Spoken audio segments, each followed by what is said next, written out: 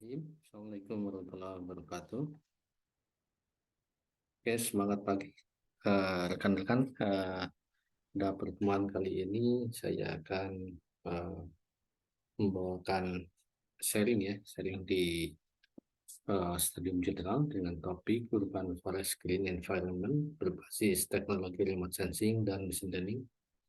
Perkenalkan, saya Ade Rahmat Iskandar, saya dosen sistem informasi, dosen di program studi satu sistem informasi Telkom University, Fakultas Rekayasa Industri di kampus Jakarta. Oke, ya ini sedikit perkenalan ya, biar kita lebih akrab. Peserta studi general ini adalah teman-teman dari Prodi Sistem Informasi ya. Nah, terima kasih sebelumnya kepada Pak Rahmadi ya, uh, untuk kesempatannya sharing ini uh, sebenarnya topiknya mungkin harusnya Green Campus ya, tetapi di AI ini kita bisa sharing mengenai riset yang dibawakan oleh seorang dosen ya. Jadi nama saya adalah Ahmad Iskandar, teman-teman. Pendidikan saya di S1 di Sistem Informasi, S2 di Magister Informatika, Sistem Bandung, ITB, dan sekarang IPB University ya, untuk ambil di program Doktor Ilmu Komputer. Kemudian ada beberapa yang mungkin ini tampilannya adalah buku ya, karena bagi seorang dosen itu biasanya ya memang mutlak melakukan tridharma ya, meneliti, melakukan pengajaran, pengabdian masyarakat ya. Nah, mungkin bagi kita dosen biasanya publikasi ya di jurnal. Nah, ada beberapa jurnal yang mungkin tidak saya tampilkan, tetapi saya sedikit menampilkan. Alhamdulillah ada beberapa buku yang sudah ditulis sejak tahun 2008 sampai saat ini ya. Mostly semua buku ini adalah programming ya. Ini menggunakan Visual Basic .NET 2005. Saat itu ketika masih 2008, kemudian ini .NET 2010, kemudian ini menguasai pemrograman berorientasi objek. Implementasi proyek tetap menggunakan Java. Ini adalah framework Laravel, berkolaborasi dengan rekan Pak Yono, kemudian di framework Laravel. Nah, framework Laravel ini adalah cukup banyak proyek nyata dan ini cukup tebal ya, sampai 712 halaman. Salah satunya adalah kita develop startup DigiScience ID yang tersedia di web-based dan apps di Android ya. Ya, riset interest saya sebenarnya di bidang dulu mungkin ya di awal-awal yang memang masih database, kemudian data warehouse, information system. Sekarang saya lebih memfokuskan di riset interest di software process development, kemudian di knowledge management system, data science, dan information system. Oke teman-teman, waktu kita terbatas ya, di sebelum general ini hanya 1 jam. Sedangkan topik yang saya ambil tadi adalah urban forest green environment berbasis remote sensing and machine learning approach. Jadi paling tidak sebenarnya ada 2 tema besar. Tentu kalau saya sampaikan secara eksplisit, waktunya kurang sebenarnya. Waktunya kurang ya. Tetapi mungkin nanti saya akan sedikit sharingkan, karena di sini peserta stadium generalnya adalah bukan mostly, memang semuanya ya. Semuanya adalah adik-adik dari teman program sarjana satu sistem informasi. Ya. Mungkin saya akan sedikit sharing nanti menggunakan tools-tools yang digunakan untuk remote sensing biar uh, nanti ya teman-teman bisa cobakan. Begitu juga dengan machine learning ya. Oke, kita mulai saja. Jadi sebenarnya di Urban Forest Green Environment ini merupakan mungkin salah satu bagian dari riset yang sedang kami kerjakan di IPB University ya. Jadi sebenarnya kalau teman-teman lihat uh, urban forest atau misalkan yang sekarang mungkin lagi terkait green campus, green environment, itu memang salah satu faktor-faktor yang harus diperhatikan, terutama ini berhubungan dengan SDGs ya. Super Development Goals. Kenapa? Karena semakin ke depan itu, dari hari ke depan itu memang bumi kita itu semakin, ya keadaannya tentu saja kalau kita boleh jujur, keadaannya semakin tidak baik gitu ya.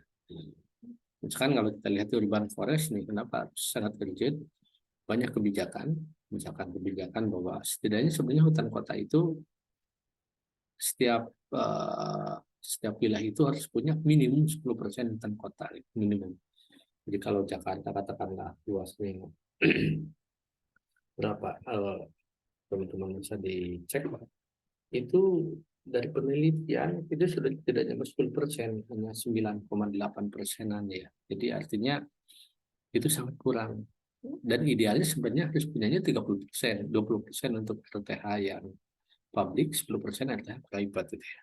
Nah, Jakarta ini kan termasuk yang biasanya percontohan ya. Di hutan kota, di yang lainnya, di transportasi mungkin smart city-nya ya.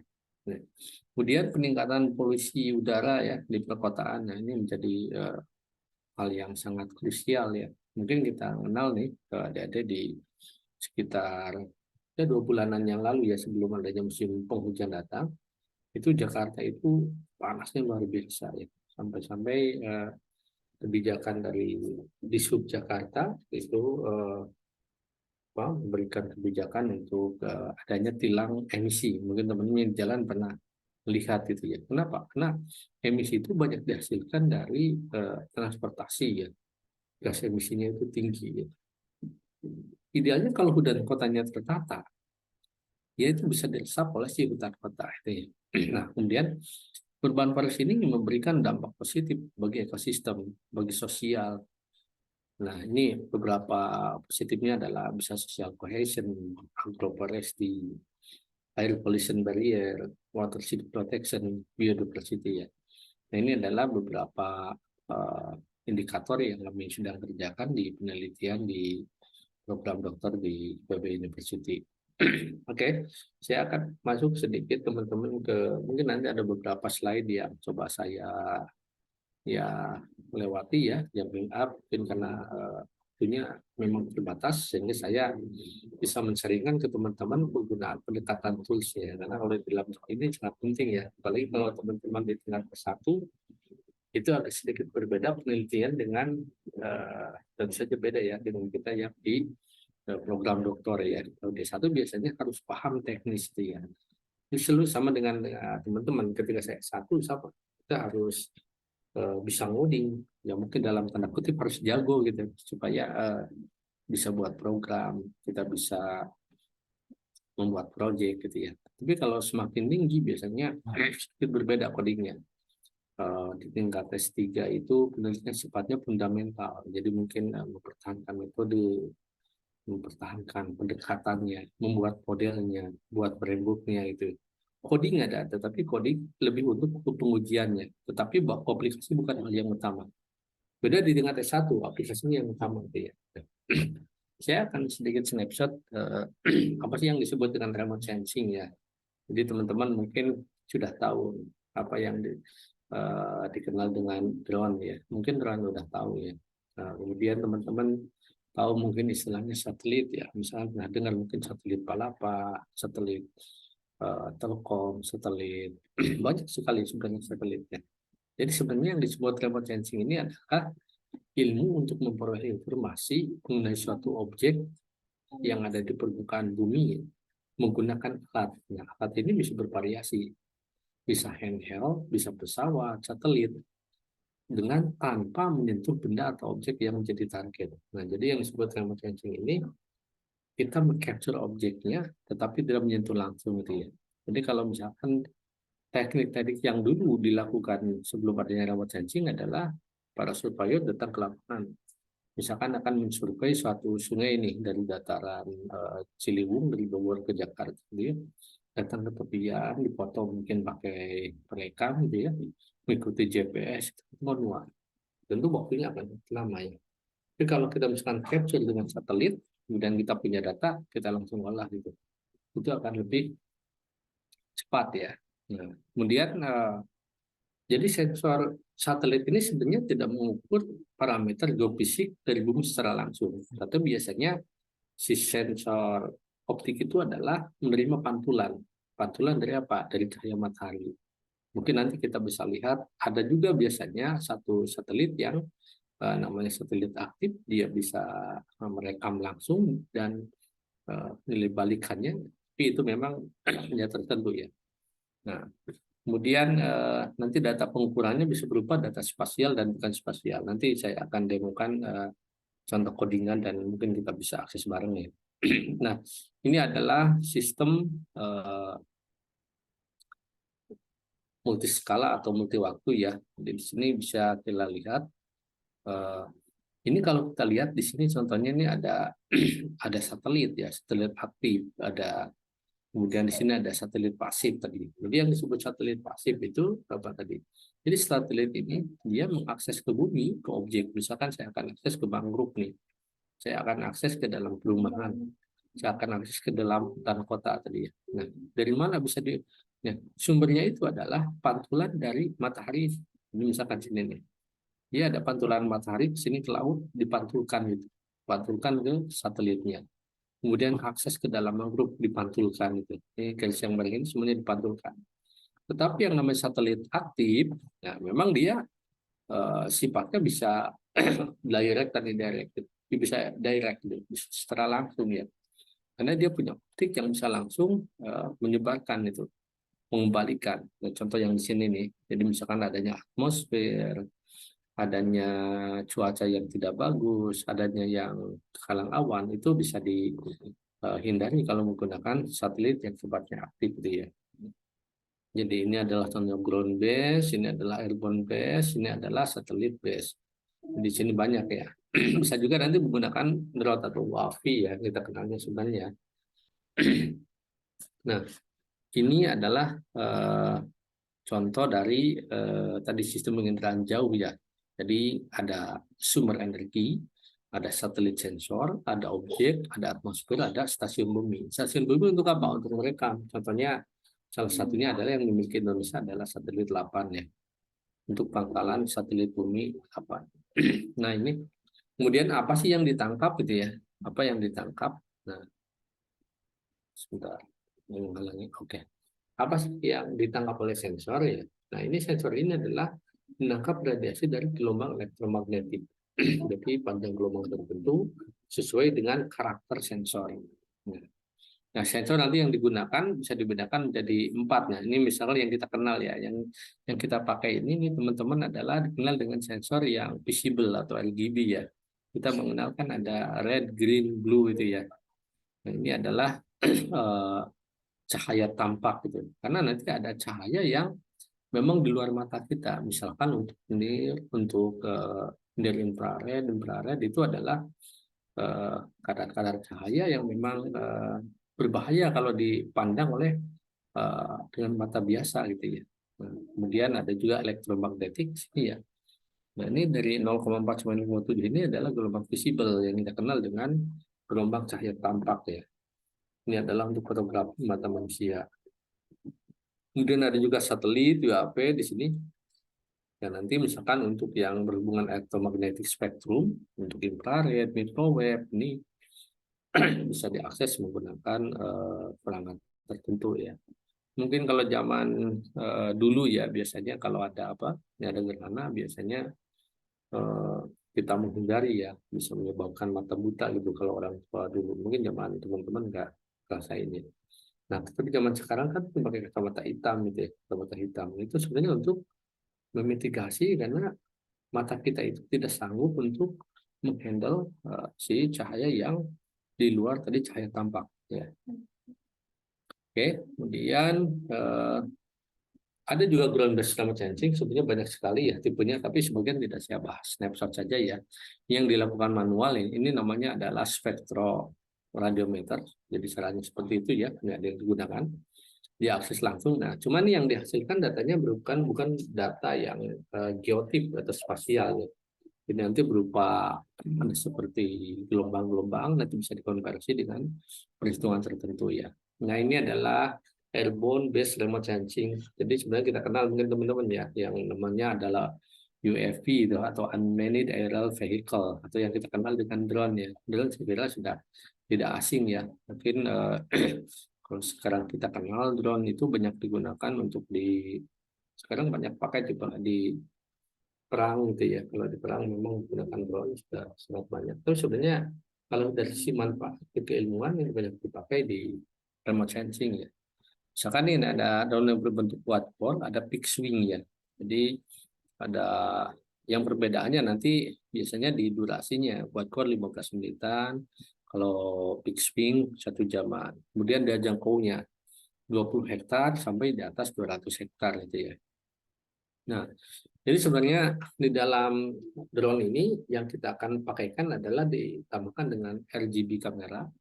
Jadi dipasang kamera. Untuk kamera ini yang harus bisa menangkap tadi RGB, katakanlah kalau kita berbasis di satelit Landsat itu misalkan di band berapa gitu. Katakanlah band 234 gitu ya, atau di Sentinel-2 456 katakanlah. Itu artinya si kameranya harus memiliki kadar seperti itu sehingga nanti ketika memotret di atas dia akan tahu gitu.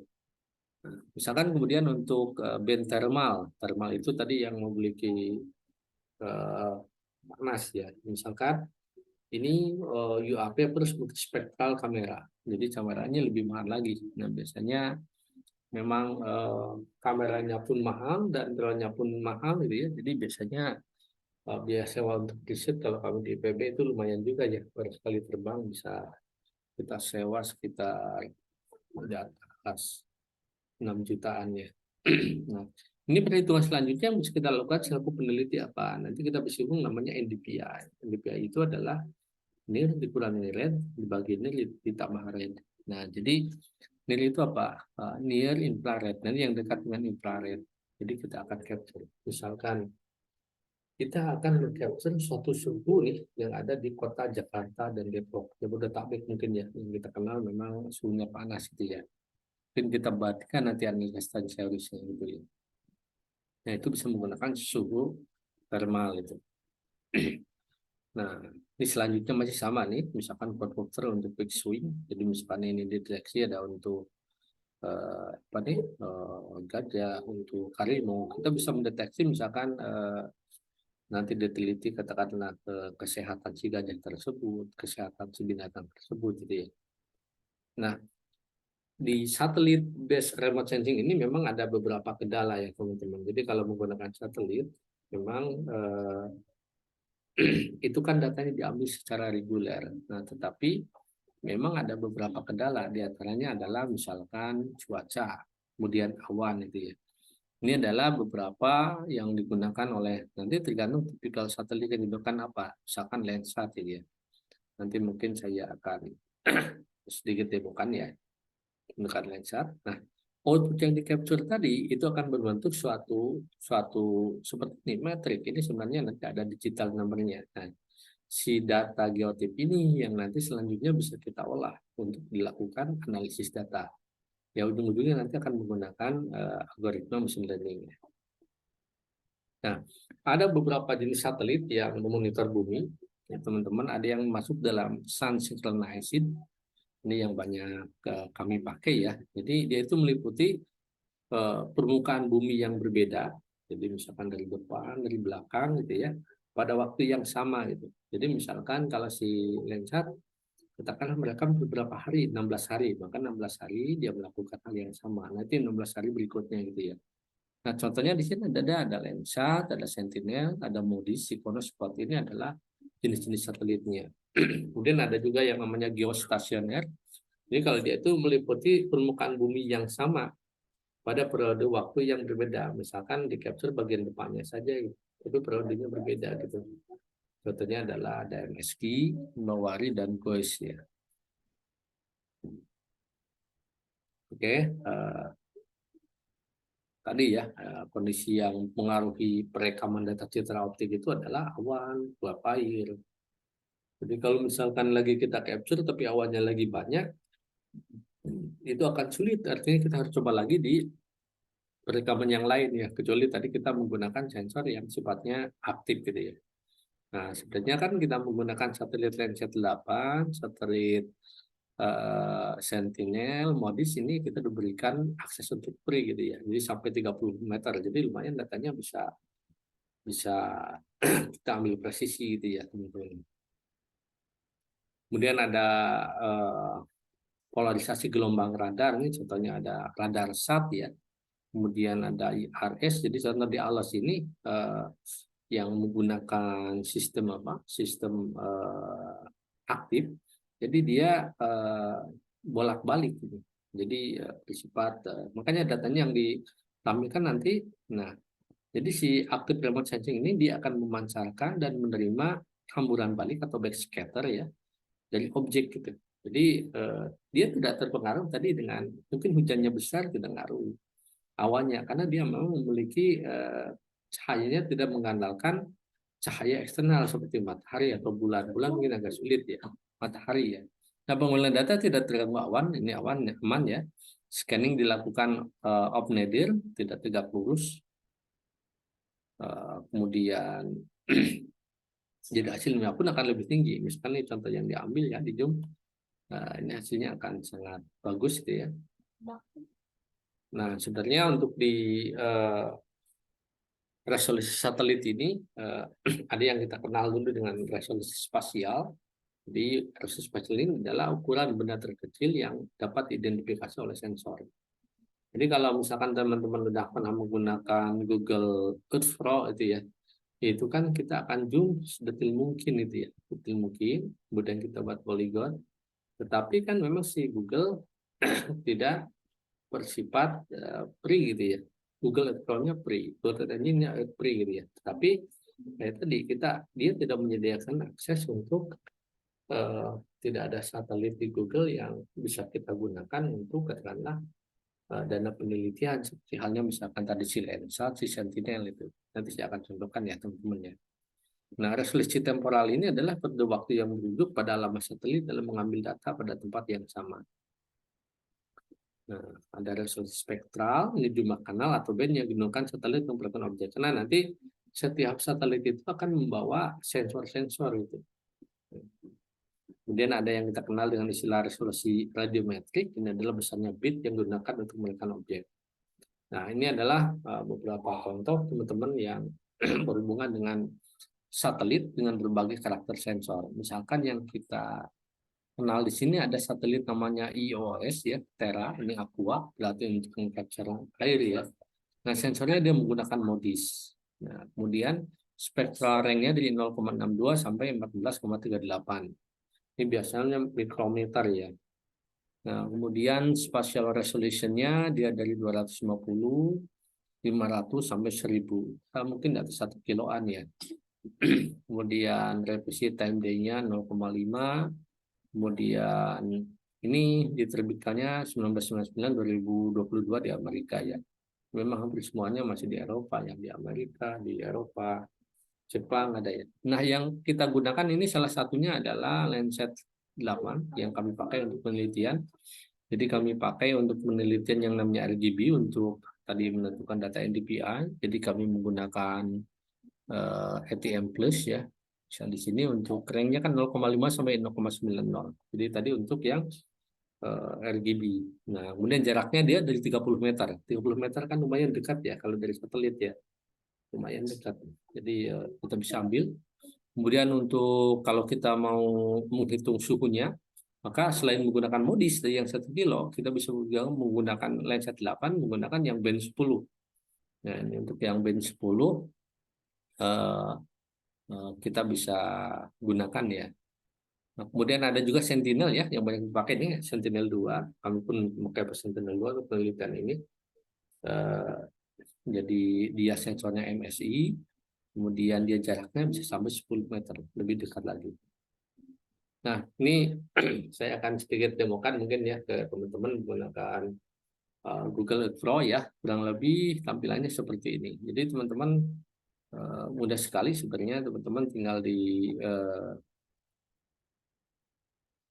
diinstal aja silahkan Google Earth Pro itu ya, nanti coba diinstalkan. Kalau kita masuk Google Pro tampilnya akan seperti ini ya.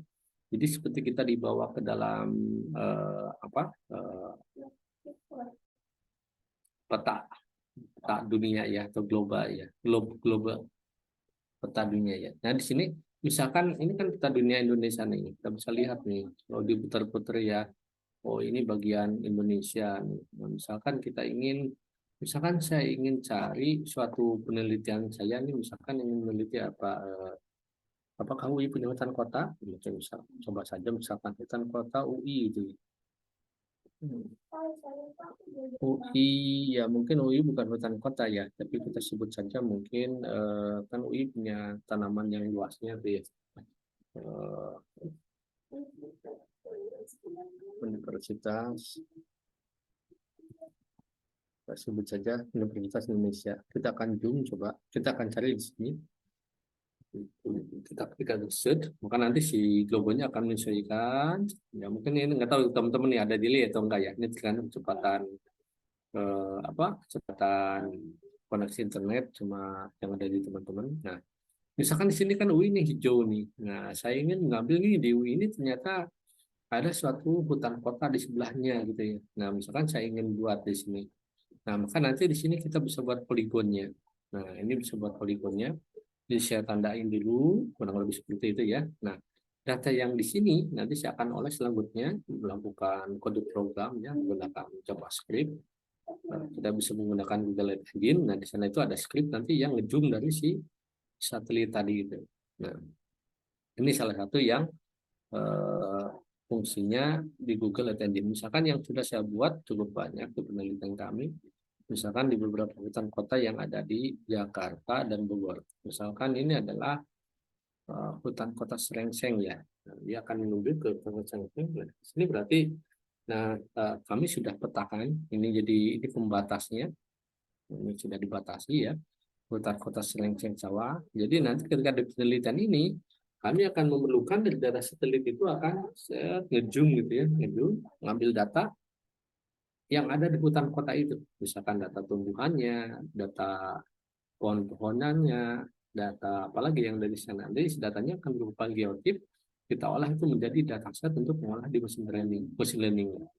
Nah, kemudian kami pun membuat juga yang namanya boundary ya. Boundary ini sebenarnya kami batasi saja. Ini yang teman-teman lihat nih yang biru ya. Biru ini saya batasi.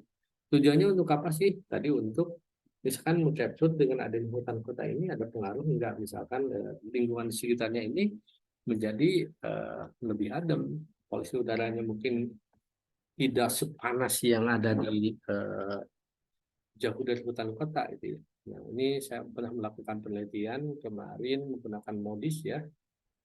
Coba random tahun saja, misalkan tahun 2015, gimana keadaannya di Jakarta gitu ya. Panas gitu ya, misalnya 2019 pas ada COVID gimana, nggak panasnya, panas lagi.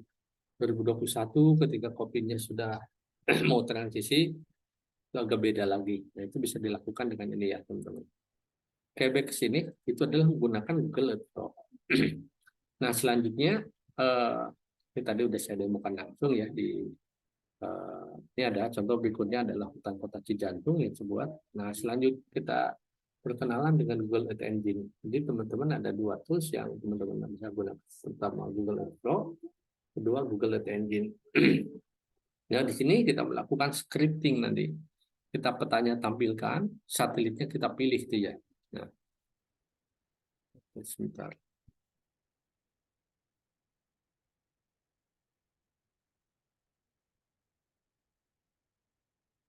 Oke.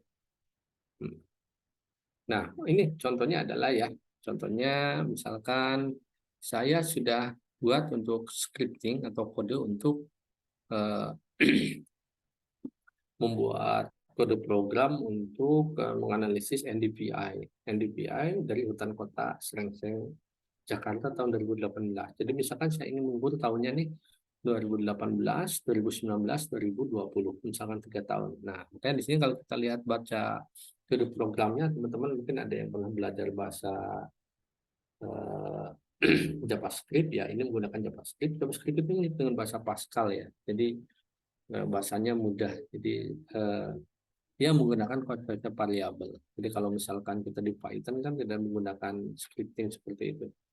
Kita langsung kenalkan variabelnya dikenal gitu ya. Nah, misalkan di sini saya deklarasikan kurang lebih ini kalau saya baca Ini kita menggunakan satelit Copernicus S2SR, jadi bisa menggunakan Sentinel-2H. Kemudian yang akan saya eksekusi adalah 2018 sampai 2019. Kemudian menggunakan Cloudy Pixel Percentage 0%, jadi nanti menggunakan suatu function yang memitigasi si cloudy tadi ya, si awan tadi. Jadi yang 90%-nya dihilangkan. Gitu. Nah, kemudian, nah ini, di sini nanti saya mau masukkan banderi-banderi tadi yang sudah saya buat menggunakan Google Earth Flow. Jadi di antaranya, saya masukkan nanti ada yang namanya library hutan kota Serengseng SHP. Jadi ini udah presisi. Presisi kenapa? Kalau kita ambil seluruh kota, tentu nanti data geotipnya akan lebih besar. Misalkan untuk satu kali codingan ini aja saya mengambil data pixel itu minimum 600 juta data pixel gitu ya. Jadi datanya harus besar.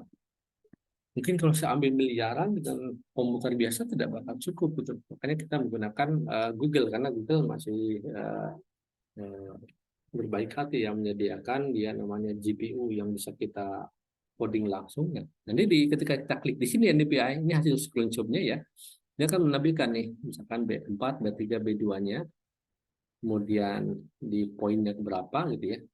Dan selanjutnya yang kita perlukan adalah data geotipnya nih, geotipnya. Nah, itu yang nanti akan kita olah menjadi data spasial untuk machine learning. Nah, berikutnya saya juga coba membuat untuk data modis ya untuk suhu ya. Ini kalau misalkan ranknya kan dari hijau ya. Hijau, kuning, kemudian merah, merah banget itu semakin panas dia. Ini ranknya di tahun 2015 masih agak kuning ya, masih agak kuning. Kemudian ini saya ambil kalau tidak salah penelitian untuk di Bendari Hutan Kota Serengseng ya. Nah, kemudian di 2019 ternyata tambah panas ya Jakarta ya.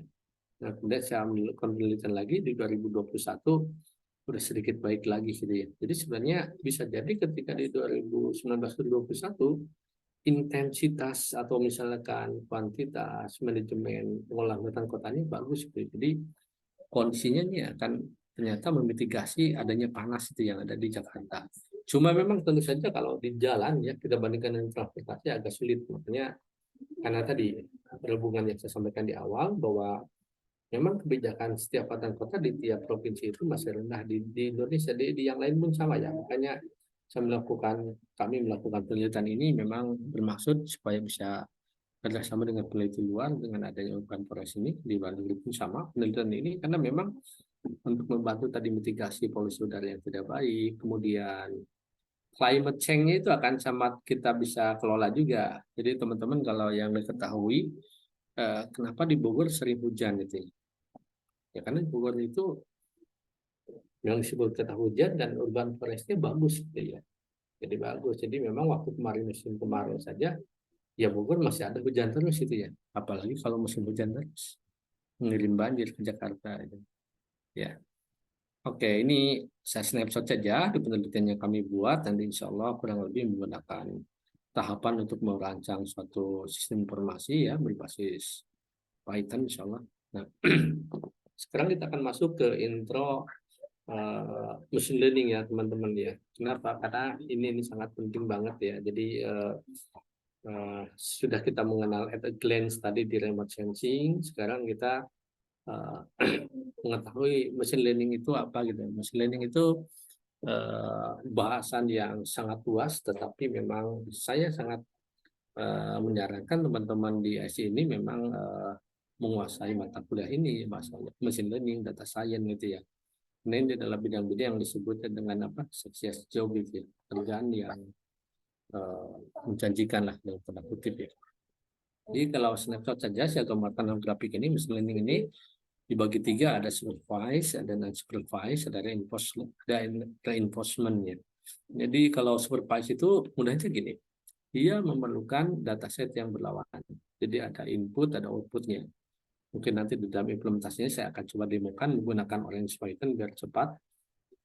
Tetapi saya pun sudah membuat satu scripting di sini, sudah membuat satu program menggunakan bahasa Python juga. Nah, ini digunakan untuk apa? Regresi. Kemudian bisa menggunakan untuk classification itu ya. Nah, contohnya yang bisa digunakan adalah secara umum ada yang dikenal dengan decision tree, ada random forest. Gitu. klasifikasinya contohnya adalah ada KNN, ada logistic regression, ada net bias, ada SPM. Gitu. Kalau unsupervised itu, kalau supervised tadi memerlukan data berpasangan, maka di unsupervised tidak. Dia hanya memberikan data input saja gitu. Maka di sini yang mesti dilakukan adalah nanti clustering, kemudian bisa juga association analysis, bisa juga hidden Markov model. Ya. Nah, ini yang digunakan di clustering biasanya ada yang namanya algoritma K-means dan B-scan. Dan insya Allah kami di penelitian ini lagi oprek-oprekan mencoba untuk menggunakan di B-scan-nya. Nah, berhubungan dengan data, jadi kalau di machine learning itu teman-teman kan ada dua data itu. Ada data yang sifatnya continuous, ada kategorikal. Continuous itu bisa numerik gitu ya. Kalau kategorikal, ya misalkan benar, salah, siang, malam itu berpasangan. Kenapa? Karena komputer itu memang harus dipahami supaya dia pintar memahami lebih detail lagi gitu ya. Jadi tidak semuanya data uh, ada namanya pra-processing ya harus kita jabarkan dulu. Nah, kemudian kalau saya sharing ke teman-teman nih, ini skills data scientist yang diperlukan nih. Makanya buat teman-teman yang ya sekarang masih di semester awal ya, itu memang silahkan dipelajari nih. Kira-kira nih ini ada based on 300 jobs distinct from tech companies in June 2019. Jadi kalau kita baca di penelitian kan masih 5 tahun terakhir. Kalau sekarang 2023 ya masih 4 tahunan terakhir. Ini masih data valid. Ternyata Python ini masih yang tetap paling banyak digunakan ya. Ada kemudian yang berikutnya ada R ya, ada SQL, berikutnya ada big data analysis Pak. Ada Hadoop. Jadi sebenarnya di sini ada data yang tidak saya tampilkan dari ini kan kalau saya ambil ini dari gelpix.com ya. Ada juga yang diambil dari sumber programming for data science yang lainnya. Itu ada Tableau, ada Knime ya. Itu banyak dipakai juga ya. Nah, kemudian sampai yang ke bawah ya. Kemudian ada MATLAB, ada Pandas. Oke, nah ini tools for beginner data science ya. Saya sangat merekomendasikan teman-teman bisa bahasa-bahasa ini ya. Mungkin kalau di pertemuan yang lain ada kesempatan ya untuk teman-teman SI ya insya Allah mungkin saya bisa sharingkan. Ini berbetulnya workshop ya karena mungkin harus diajarkan secara detail. Jadi kita live coding bareng ya. Biasanya saya mengajarkan kalau data science for beginner itu harus paling tidak bisa ini, bisa Orange Python, bisa Tableau, bisa coding kalau tidak ada R, ada Python. Biasanya kita berikan workshop itu dulu memang cukup intens ya. Alhamdulillah kami masih workshop untuk data science ini di beberapa perguruan tinggi menggunakan tools seperti ini ya. Sebenarnya ada juga tool untuk codingannya bisa, tetapi di codingan memang tadi waktunya tidak cukup dalam 1 jam ini. Jadi misalkan kalaupun 3 hari full bisa pagi sampai sore gitu. Jadi teman-teman artinya dituntut sebagai seorang data scientist yang nanti paham untuk calon data scientist betulan gitu ya. Ya ini bisa menggunakan Anaconda Navigator banyak sekali ya. Kita menggunakan udah ada Visual Studio Code-nya. Jadi output-output yang akhir seperti grafik yang bagus-bagus, ada scatterplot, ada yang lain bisa dilihat menggunakan Orange Python atau menggunakan Python codingan itu sendiri atau menggunakan bahasa R. Nah ini contoh untuk penelitian yang kami kerjakan ya, saya skip saja karena memang cukup kompleks ya, tetapi memang kurang lebih seperti ini. Konsepnya kurang lebih seperti ini saya gambarkan di dalam codingan ini. Misalkan di dalam codingan ini, jadi CDB scan itu kan konsep clustering yang memang dia konsep clusternya itu tidak perlu ditentukan titik tidak memerlukan jumlah cluster terlebih dahulu seperti K-means gitu ya.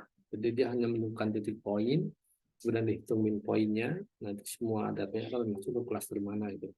Nah ini contoh yang digunakan, misalkan saya membuat ini contoh menggunakan DB-Scan menggunakan Iris dataset ya. Jadi Iris dataset itu dia punya namanya sepal width, punya sepal length, Ini tentu dari mana aku bisa mengetahui itu? Itu dari pakar tumbuhan. Makanya kalau seorang data scientist itu teman-teman, itu dia harus banyak berkolaborasi. Jadi seorang data scientist itu kalau di perusahaan itu banyak sekali lingkupnya. Ada yang memang orang jago programming itu sendiri, ada yang jago di statistik, ada yang jago di ilmu bisnis ya. Nah paling tidak seorang data scientist itu harus paham itu ya.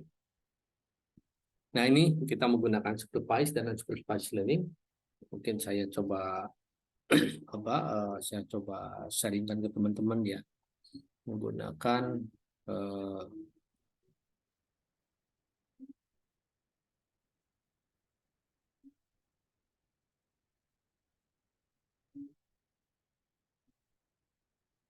menggunakan Orange Python ya. Oke, saya akan sedikit demokan. Jadi Orange Python ini teman-teman tadi ya ketika berbicara di data science itu ada suatu tools yang sifatnya sudah istilahnya wizard, seperti menggunakan RapidMiner. Itu banyak dipakai oleh para data scientist, banyak dipakai. Jadi lingkupnya itu kita seolah-olah hanya drag and drop dataset, filenya ke dalam modelnya, ada hasilnya itu seperti itu. Tetapi tentu saja di dalam implementasinya kita harus paham. Jadi seorang data scientist itu tidak hanya drag and drop yang dipendidikan, tapi dia paham konsep dari machine learning. Kalau misalkan kita mau menggunakan decision tree, kenapa decision tree? Paham dari konsep modelnya, konsep model matematiknya paham, bagaimana menentukan entropi, bagaimana menentukan gennya. Kalau kita misalkan pakai K-means, kenapa pemilihannya harus dua klaster dulu gitu. Ada caranya, bagaimana menghitung computation metric. Kalau menggunakan DB-scan, bagaimana misalkan tadi cara untuk menghitung min PT-nya. Nah, jadi sebenarnya ada beberapa yang harus kita pahami dulu. Jadi tidak drag and drop semata-mata ya. Misalkan teman-teman saya ingin demokan, sudah banyak yang contoh kita buat, misalkan kita contoh yang menggunakan clustering ya. Misalkan saya ingin membuat clustering untuk yang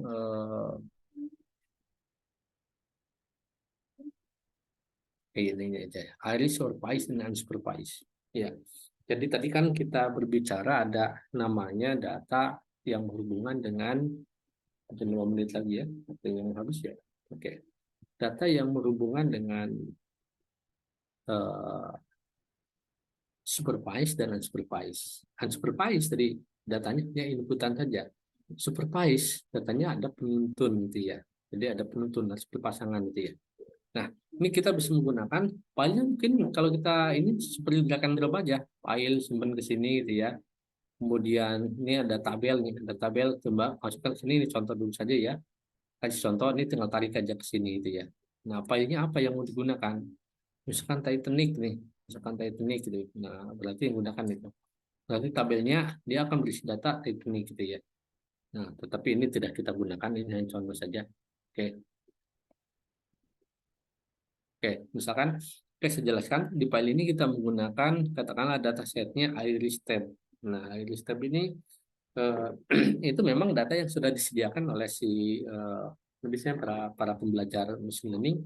Dia akan mencobakan menggunakan misalkan ada data arusnya, ada iris, ada itu data bunga ya. Data bunga itu dia punya atributnya ada spal length, jadi mungkin ada apa tuh panjangnya, kemudian spal width, kemudian ada petal length, ada petal width, kemudian ada iris itu sendiri ya. Ini tipenya ada numerik tadi ya. Tipe datanya kan tadi kan kena punya continue dan kategorikal.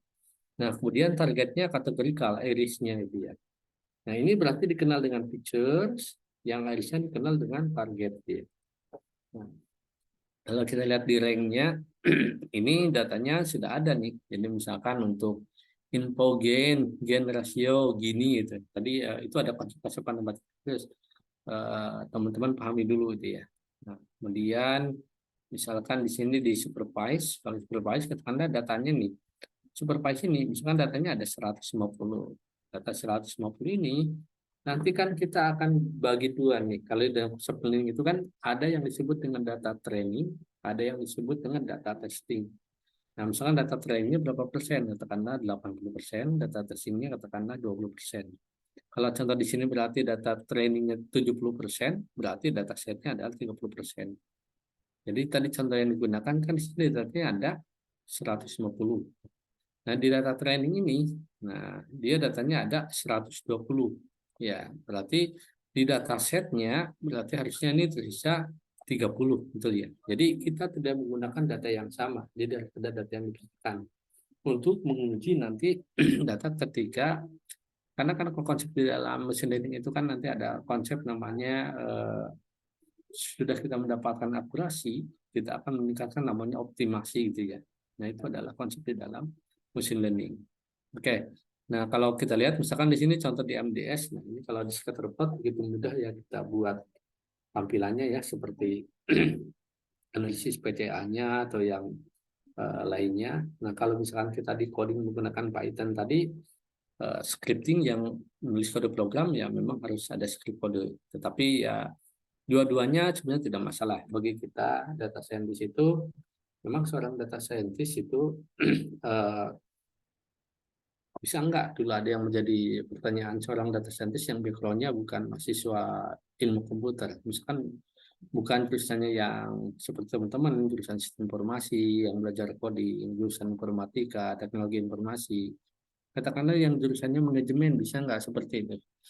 Ya, boleh dikatakan bisa sebenarnya ya.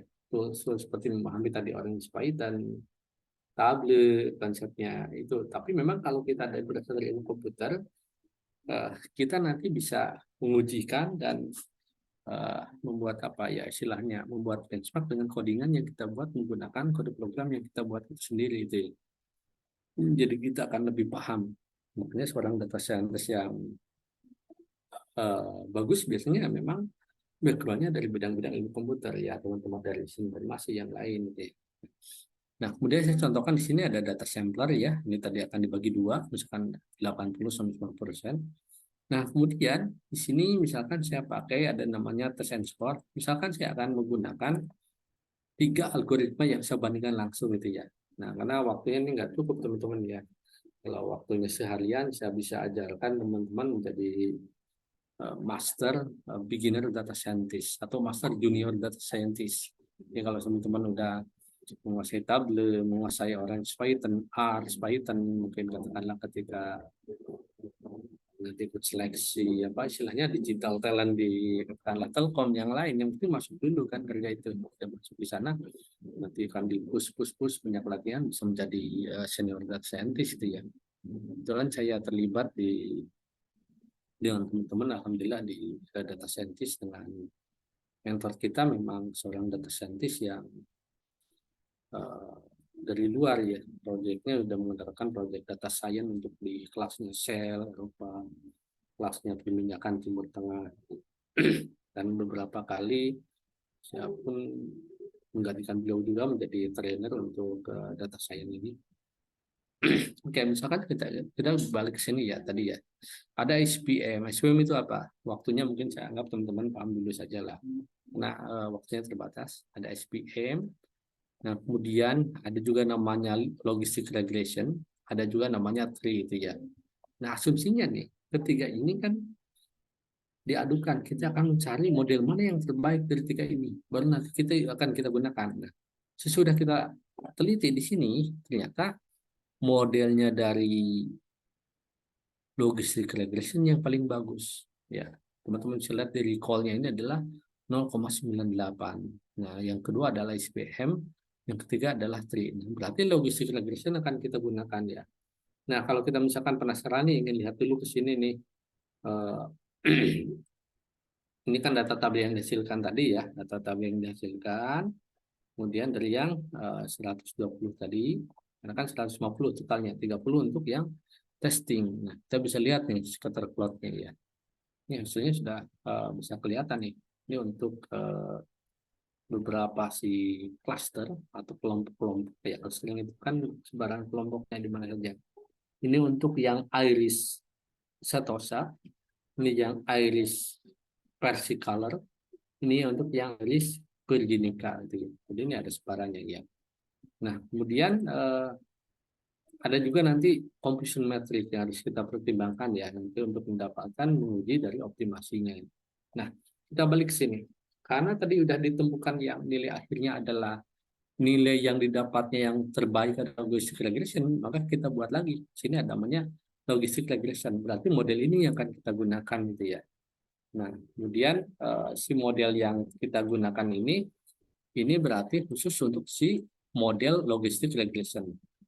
Nah, data sistem kita simpan ke bawah, kita sambungkan dari logistic regression ya. Nah, ini berarti ini perbandingannya gini. Jadi pembacaannya seperti ini teman-teman ya. Jadi di si yang kita buat ini modelnya ternyata poin satu nih, poin satu katakanlah di sini ini kan benar itu ya. Ini yang benar, ini benar itu. Mungkin komputer ada beberapa yang salah itu, tetapi tidak semuanya salah itu mendekati. Misalkan di sini di poin satu yang ada garis merahnya ini 0,1. Ini bedanya hanya sedikit-sedikit. Nah, bagaimana kalau kita bisa melakukannya tanpa menggunakan machine learning itu, sedangkan datanya jutaan itu akan sulit. Makanya mungkin akan wasting time ya. Makanya model itu tidak akan sepenuhnya akurat, tetapi memang dia bisa memprediksi gitu, mendekati gitu ya. Nah, kemudian yang contoh berikutnya adalah yang unsupervised. Unsupervised tadi itu adalah contohnya yang hanya inputan saja, jadi dia tidak perlu ada data output. Jadi di sini contohnya adalah ada k-means, kemudian ada dbScan, dbScan yang kami gunakan juga untuk penelitian.